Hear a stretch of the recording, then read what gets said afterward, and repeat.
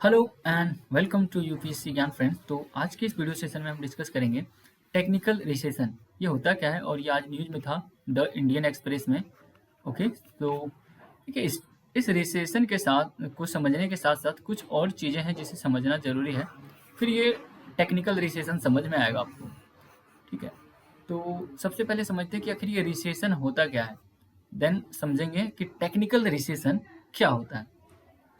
देखिए, रिसेशन एक ऐसा सिचुएशन है जब हमारे इकोनॉमी में एक सिग्निफिकेंट डिक्लाइन देखने को मिलता है।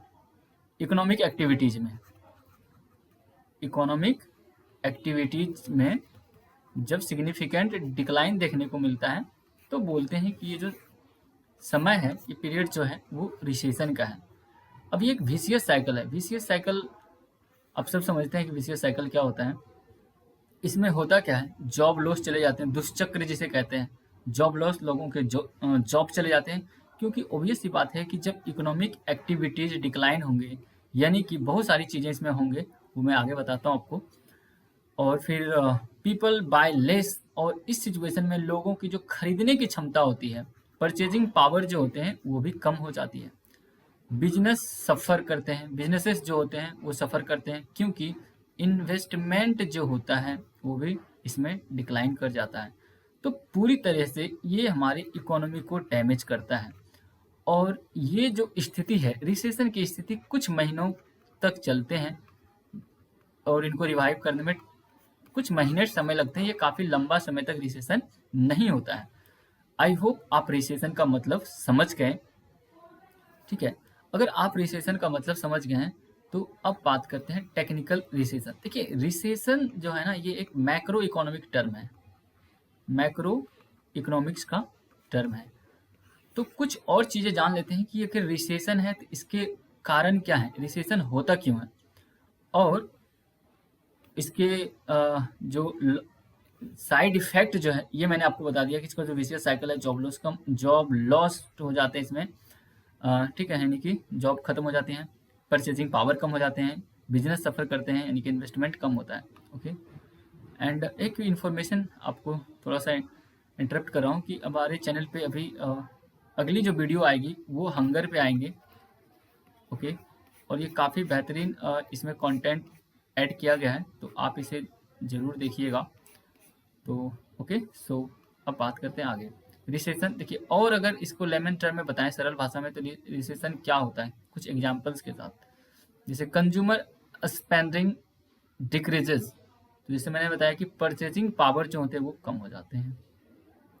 Fewer job opportunities for college grades, मैंने बताया कि जॉब लॉस होते हैं, इसमें जॉब कम हो जाते हैं।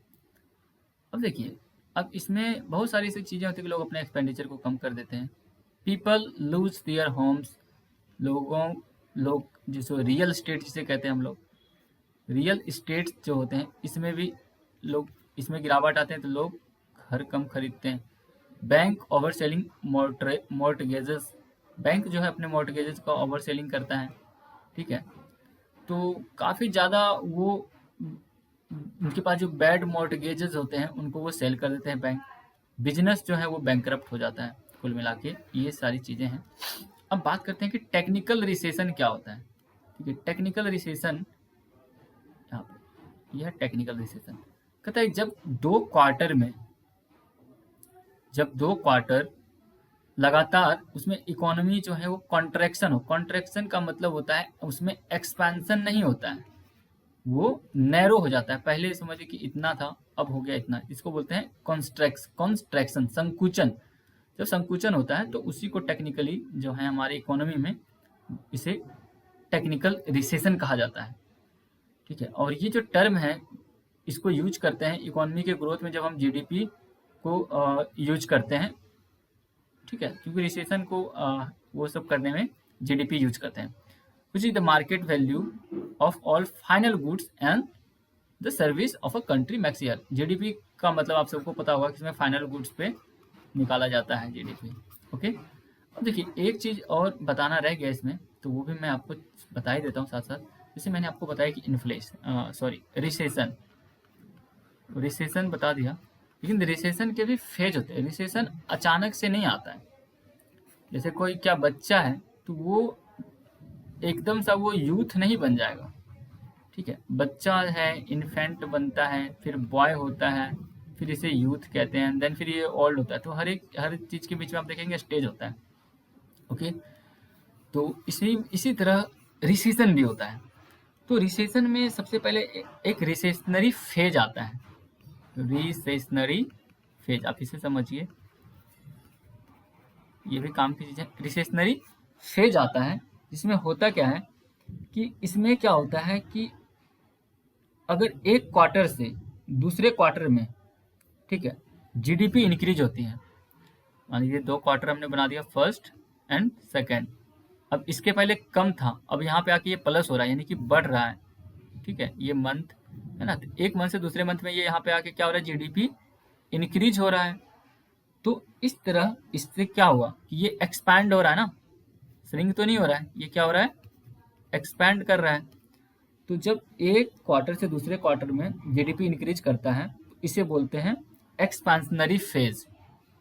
इसको कहते हैं एक्सपेंशनरी एक्सपेंशनरी फेज, यानी कि यहाँ पे एक्सपैंड हो रहा है।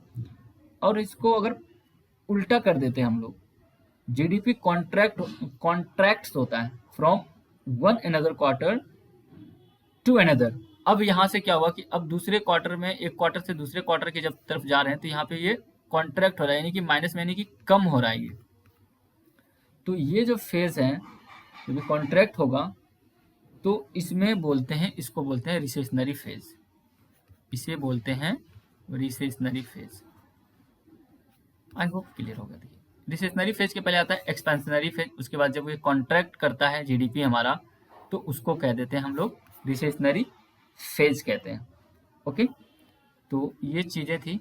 अब देखिए, अब थोड़ा सा और भी चीज़ें जान लेते हैं कि अब ये डिक्लेयर कौन करता है कि ये रिसेशन का टाइम आ गया है।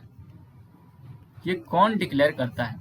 ये डिक्लेयर करने का राइट है NBER, national bureau of economic research, जो कि एक नॉन प्रॉफिट रिसर्च ऑर्गेनाइजेशन है जो अमेरिका में है, और इसे 1920 में इस्टेब्लिश किया गया था, ठीक है। और इसका काम यही है, it is a private profit research organization committed to undertaking the disseminating unbiased economic research, यानी कि जो इकोनॉमी में अनबायस्ड इकोनॉमिक रिसर्च है उसको डिसेमिनेट करना, यानी कि किसी की इकोनॉमी पे बायस्ड होकर उनके ऊपर रिसर्च देना, अच्छे अच्छे है चीज़ें कुछ और उनको एग्जेगरेट करके दिखाना, ये सब चीज़ें को ये इसका इनके पास ये इनका ये काम है। Among public policy makers, business professionals and academic communities. The NBR is well known for providing a start and end dates for recession. अब ये रिसेशन स्टार्ट कब से हो रहा है और एंड कब होगा, ये भी यही करता है। ठीक है, कॉजेज ऑफ रिसेशन फिर से मैंने बता दिया। इसका कारण क्या है, होता क्या है, अब इसका कारण क्या है, हायर इंटरेस्ट रेट। जब इंटरेस्ट रेट क्या होता है, हाई हो जाता है तो लोगों के क्या होंगे, परचेजिंग पावर कम हो जाएंगे। Rising oil prices, oil prices जब राइज होंगे तो महंगाई बढ़ेगी, फिर लोग खरीदेंगे कम, रिसेशन की सिचुएशन आएगी। फॉल इन हाउस प्राइसेस और एसेट्स, तो जो घर हैं उनके प्राइसेस लो होने लग जाएंगे रिसेशन में, ठीक है। क्रेडिट करेंस हो जाएगा, मतलब हमारे पास सेविंग्स आपके पास कम हो जाएंगे। फॉल इन कॉन्फिडेंस, कॉन्फिडेंस कम किसके होंगे, इन्वेस्टर्स के, तो वो इन्वेस्टमेंट कम करेंगे। तो इस तरह से भी एक सिचुएशन पैदा हो जाता है रिसेशन का। आई होप आपके ये चीज़ क्लियर हो गया है और ये इंपॉर्टेंट है, आप इसे याद रखेंगे, 1920 में हुआ है, ठीक है। अब एक चीज़ और आता है साथ में, डिप्रेशन एक टर्म आता है। डिप्रेशन आपने सुना होगा कि हम इंसानों में भी डिप्रेशन होता है, तो आखिर ये होता क्या है? देखिए, वो तो साइकोलॉजिकल फैक्टर है, लेकिन इंसानों में क्या होता है कि हम स्ट्रेस लेते हैं, लेकिन जब स्ट्रेस को हम लंबे टाइम तक अपने अंदर उसको और भी पनपने देते हैं, ये स्ट्रेस आगे आके बन जाता है डिप्रेशन या डिस्ट्रेस ने डिप्रेशन बन जाता है ये, जब लंबे टाइम तक आप बिल्कुल अपने आप को आइसोलेट कर लेते हैं कुछ चीज़ से। लेकिन बट यहाँ इकोनॉमी में देखिए, depression is a deep long, यहाँ पे depression is a deep and long lasting recession, यानी कि रिसेशन जो है, रिसेशन जब लंबे समय तक चले, रिसेशन जब लंबे समय तक चलेगा तो हम कहेंगे कि ये डिप्रेशन का सिचुएशन आ गया है। हालांकि यहाँ पे कोई क्राइटेरिया एग्जिस्ट नहीं करता है, while no specific criteria exist to declare depression, unique feature of the great depression included a GDP decline in excess of 10%, यानी कि जीडीपी में अगर 10% से ज़्यादा का डिक्लाइन आ जाता है तो वहाँ पे हम कहेंगे कि ये डिप्रेशन का सिचुएशन आ चुका है। And an unemployment rate that briefly touch 25%, और अनएम्प्लॉयमेंट रेट जो है, बेरोजगारी का जो दर है वो 25% को टच कर जाए, फिर हम कहते हैं कि ये डिप्रेशन का सिचुएशन है। लेकिन आप याद रखें कि अभी तक जो डिप्रेशन की सिचुएशन है वो एक ही बार आई है, जो 1930s में आई थी। उसके पहले अभी जब हम 2020 में ये चीज़ डिस्कस कर रहे हैं तो इससे पहले फाइनेंशियल क्राइसिस आया था 2008 में, लेकिन डिप्रेशन एक ही बार आया था 1930s में। ओके, तो ये चीज़ मैंने आपको बता दी है, डिप्रेशन और ये सारी चीज़ें क्या होती हैं। तो आई होप आपके लिए ये वीडियो काफ़ी इन्फॉर्मेटिव होगा, तो इसे आप अपने फ्रेंड्स के साथ शेयर करें और चैनल को सब्सक्राइब जरूर कर लें। So thank you very much.